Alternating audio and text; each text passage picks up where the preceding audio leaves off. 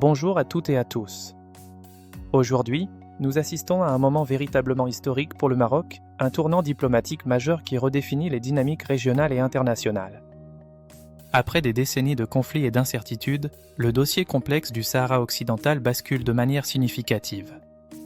Le Conseil de sécurité de l'ONU a récemment adopté une résolution cruciale qui consacre l'initiative marocaine d'autonomie sous souveraineté, marquant ainsi une étape décisive dans la recherche d'une solution durable. C'est un signal fort envoyé à la communauté internationale, un véritable changement de paradigme dans la gestion de ce dossier.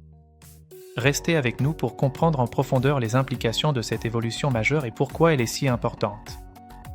Depuis plus de 50 ans, le Sahara occidental est un enjeu épineux et une source de tensions persistantes. Ancienne colonie espagnole, ce territoire est revendiqué à la fois par le Maroc, qui le considère comme une partie intégrante de son royaume, et par le mouvement du Front Polisario, soutenu activement par l'Algérie, ce qui a créé une impasse diplomatique prolongée. Aujourd'hui, la donne évolue de manière significative.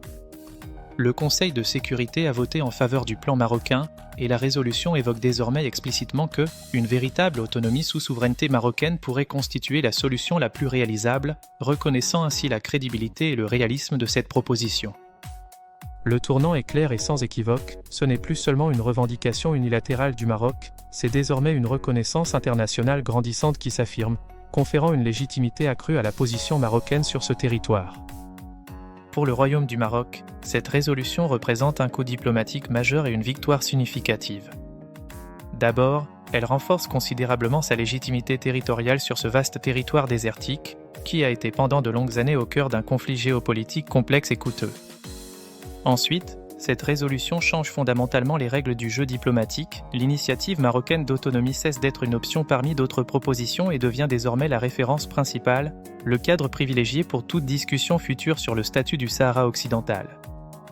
Le Maroc peut maintenant avancer avec une confiance renouvelée et une stratégie claire, fort de ce soutien international. On parle d'une dynamique nouvelle, d'un moment de « victoire diplomatique » qui ouvre la voie à une résolution pacifique et durable du conflit.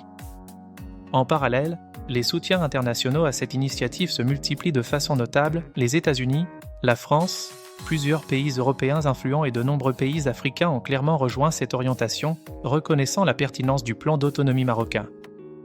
Mais attention, ce n'est pas la fin du chemin, loin de là. Ce moment diplomatique crucial appelle désormais à une mise en œuvre concrète et rigoureuse sur le terrain, transformant les paroles en actions tangibles pour toutes les parties concernées. La résolution évoque spécifiquement la prorogation de la mission MINURSO, l'organisation de consultations approfondies avec toutes les parties prenantes et la nécessité d'un recensement précis